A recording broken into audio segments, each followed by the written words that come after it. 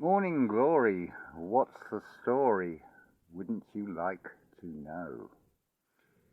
This video might be longer than the previous ones in this series, and it certainly is going to convey far more than it would first appear to.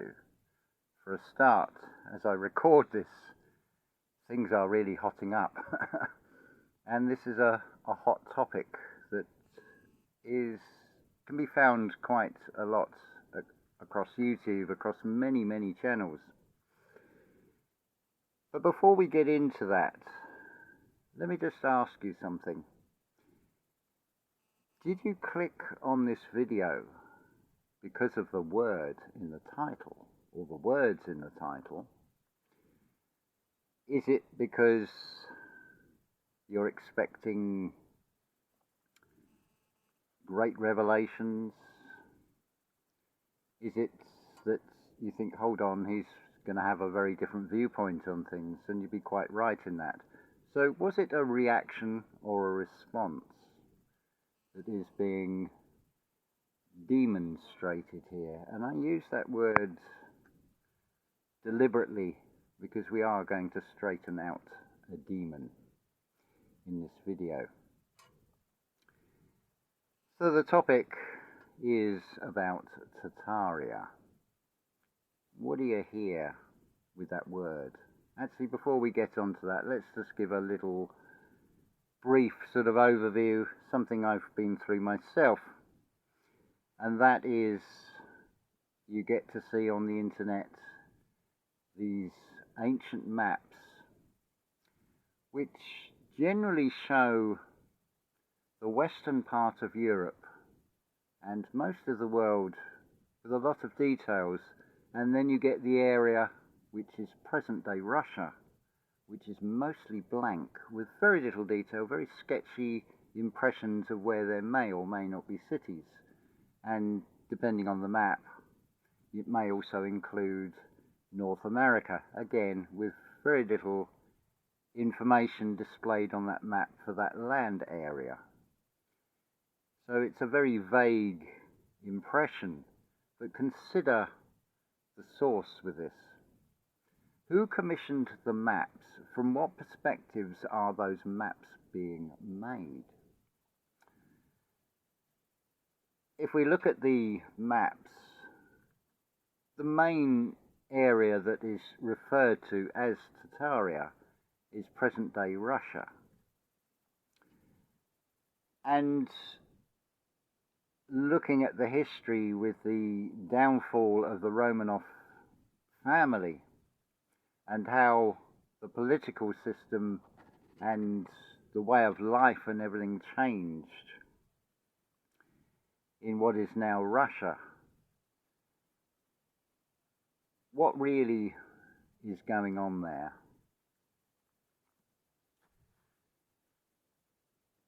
So let's just look at the etymology, because that is very revealing. How do you hear the word Tartaria? Because what I hear is Tart, an area, and from that, Tartarian. So what is an Aryan? It shares a common root with Era, as in Ireland. It shares the same root with Iran, Iranian, which is not that dissimilar in sound to Aryan. And certainly when you look at eye colour and many other things like Queen Scotia coming from Egypt, so coming from that sort of Middle East area and getting to Ireland, there's a sort of connection. And something I only listened to last night, a video from 4 years ago from Brehon Academy, which also shows the description of those in Western Ireland have swarthy skin, dark hair and blue eyes, and short in stature. And I left a comment to say that that is almost, I actually jumped in early on the video rather than listening to the whole video, because it did become apparent that there is a sort of connection between Ireland and the Iberian Peninsula, and also if you look at the eye colour, you'll come to part of Iran where there are people with very blue eyes. Something Rudolf Steiner talks about is the determination of whether you have lighter colour eyes or darker colour eyes depends on your proximity where you're born in relation to the equator. So as you get to the hotter regions, your eyes tend to be darker.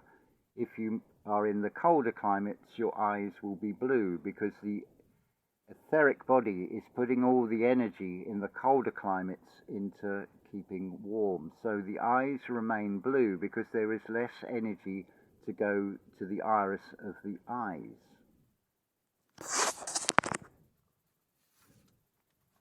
So that's the Aryan or Aryan part of Tartarian. So what about the word Tart? Well, certainly it contains the word art. And as I've shown on many previous videos, if we look at the character, that capital T, it is basically an I, and then it is on a level, at its highest possible level. It is almost a symbolic representation of higher self. But then, when we look at the word tart, the definition, and this comes from just putting in what is the definition of the word tart.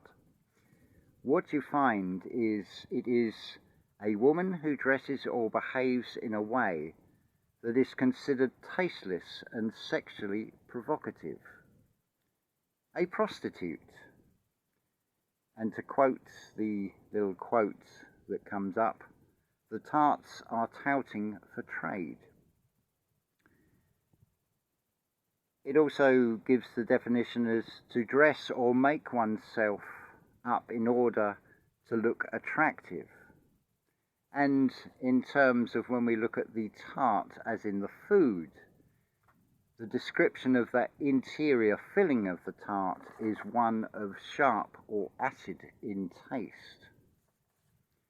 Well, never has this been more true in what we're going to discuss in this video. The title is deliberate, and the timing that this video is going to be released is deliberate because I'm going to release it on the 20th of July 2025.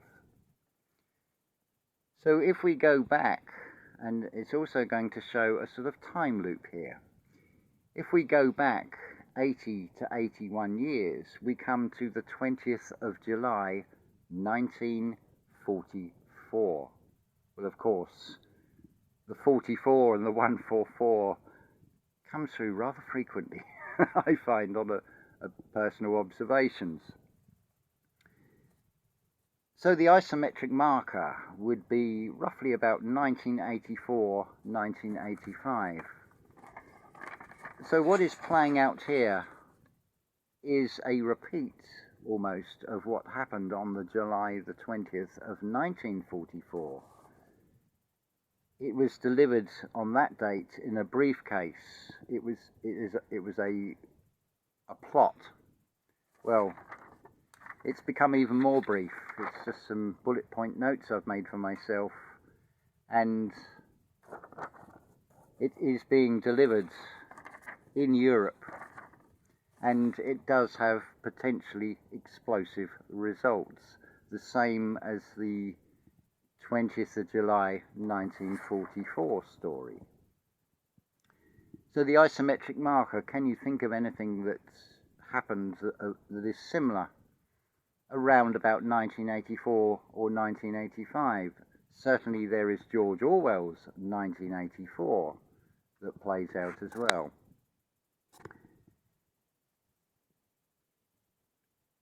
So, Tartaria, as well as the maps, what you'll also find is then looking at architecture and structures and saying, we can't build these today, this is all Tartarian.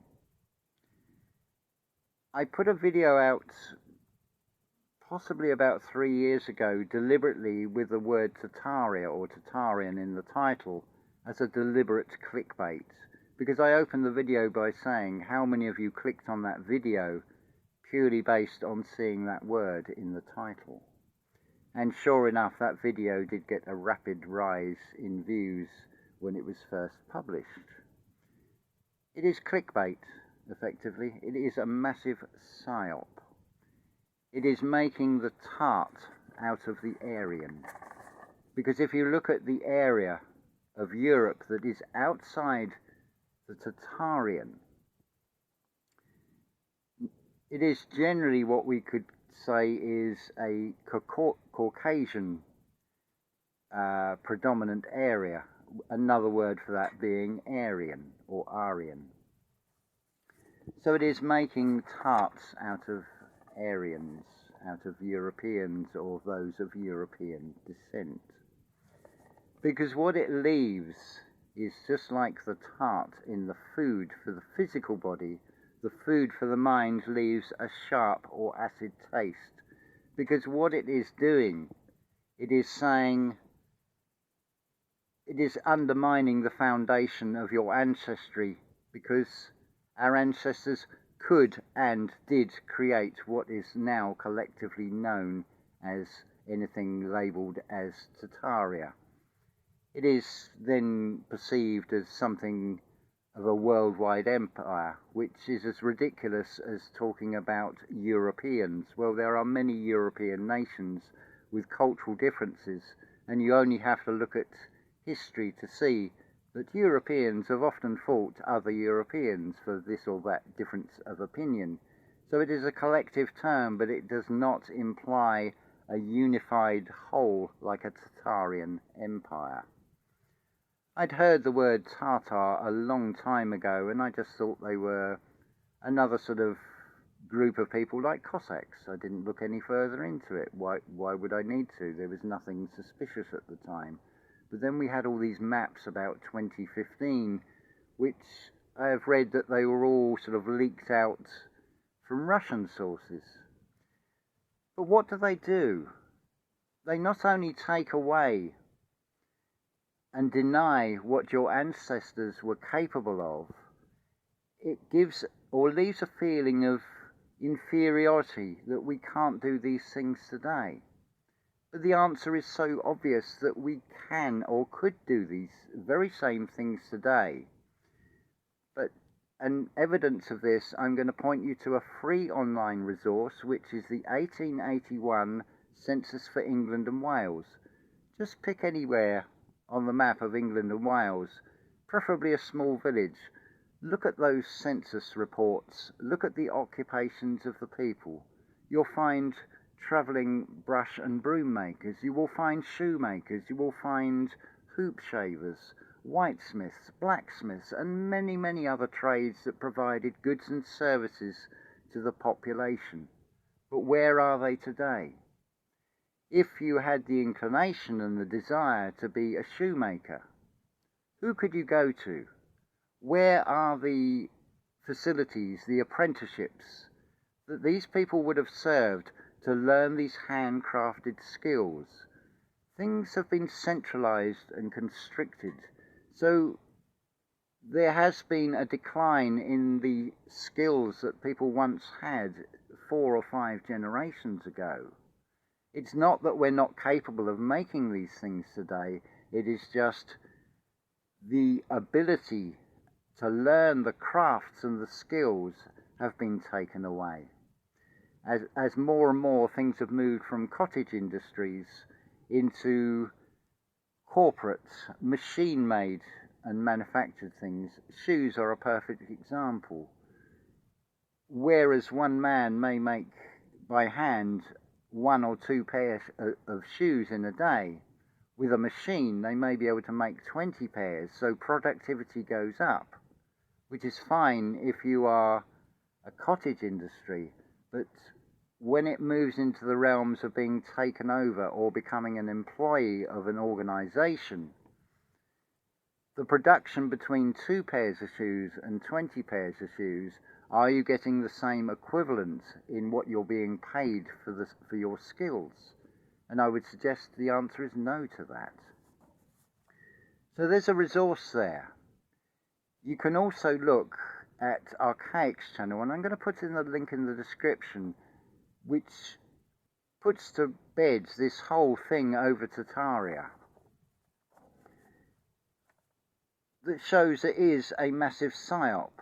As much as anything else, Archaic has shown there were catalogues around about 1900 where you could order all these ornate fireplaces, these beautifully crafted knives and forks, cutlery and so on, plates.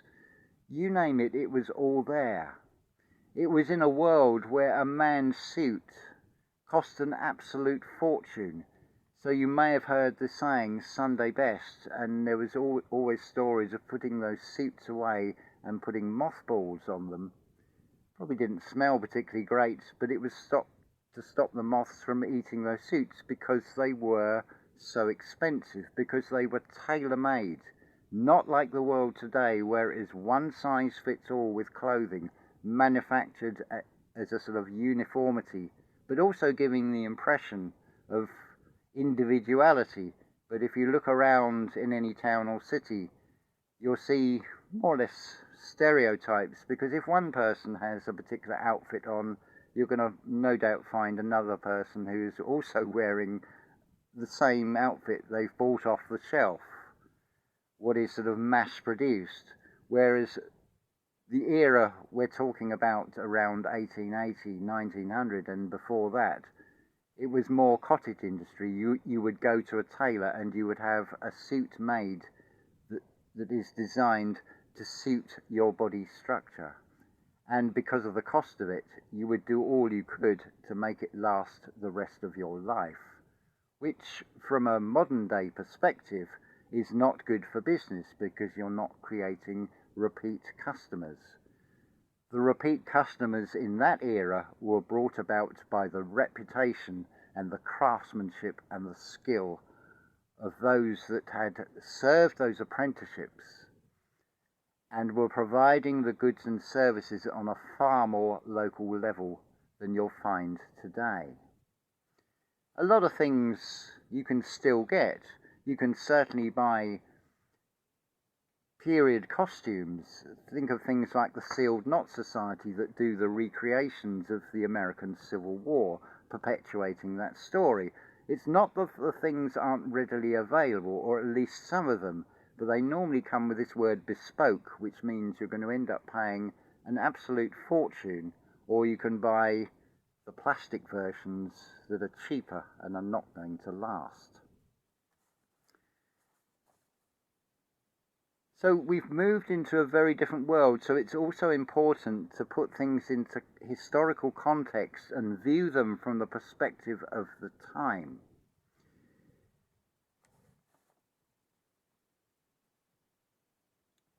Now we get on to the second part of this topic.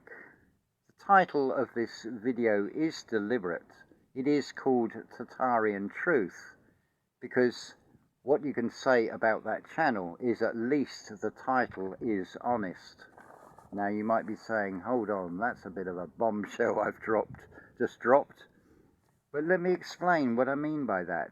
Tartarian Truth, let's look at the definition of tart again. Now remember, we're in a realm which has a theme of transgender, and we're not talking about anything sexual here, so it's not a woman. It is a character, a man this time, who dresses or behaves in a way that is considered tasteless and provocative. Well, that certainly is Tartarian Truth channel. A prostitute, touting for trade. To dress or make oneself in order to look attractive. Well, that again is definitely Tartarian Truth. And of course it leaves a sharp or acid taste. Because what sort of channel would just take outtakes of another channel's videos, restitch them together, and then insert little cheap laughs of things like SpongeBob and putting 15 boring minutes later? Well, Tartarian Truth, maybe you should prefix all of your videos with whatever the duration of the video is, with however many minutes, boring minutes later, because you will learn nothing from that channel. It is parasiting. It's no coincidence that the creator of that channel was a character called Shem Jacobs.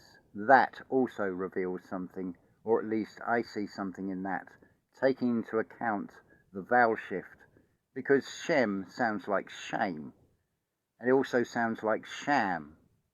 And the Jacobs, well, it seems to reference the Jacob's ladder, the Kundalini rising. So you are shaming people through trying to get cheap laughs. You're just a shill at the end of the day.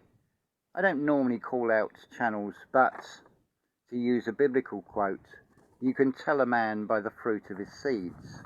And from the videos that I have seen on this Tartarian Truth channel, they are just cheap jibes which fail to attack the information that is given by archaics, but make personal attacks on Jason Brashears. But look at the life of any great genius. Take Ludwig van Beethoven as an example, or Richard Wagner, or Claude Debussy, and there are many, many others. Their personal lives and their interactions, you could judge them and view them from the present day that they weren't possibly very nice people. And of course, in the case of Jason Brashears, it always comes back to his prison record. But he has been open and honest about that.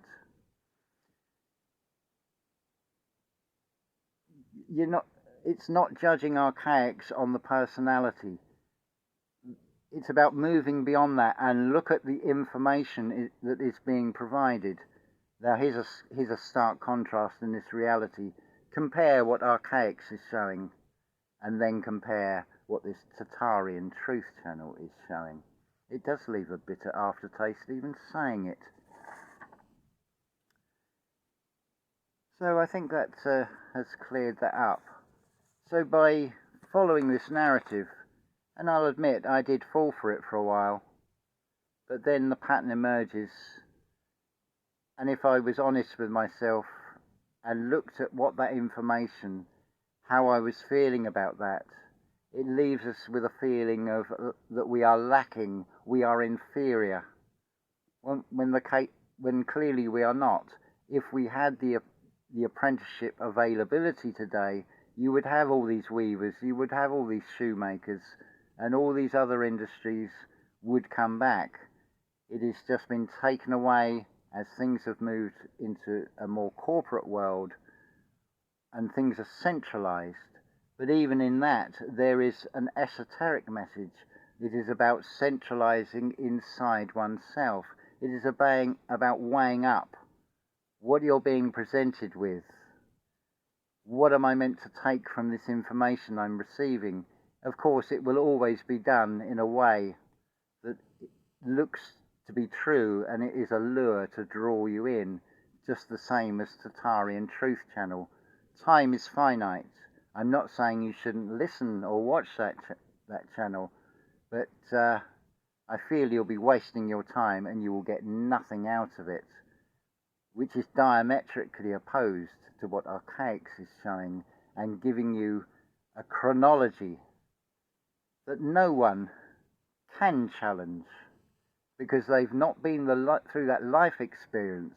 It would take a very special set of circumstances to be able to read the thousands and thousands upon thousands of books, to put all this data together into a neat package and then be able to relay it to the rest of the world and show what is really going on and how time is cyclical, which I'm also showing with this video, because it is repeating something 80 to 81 years ago. There is a plot, and potentially this could have explosive results. I do leave myself open to probably being featured on that channel. But this Shem Jacobs is showing and revealing, not only in his name and the name of the channel, showing that he is a parasite and a shill, whether he is a paid operative or just doing it for cheap laughs or whatever.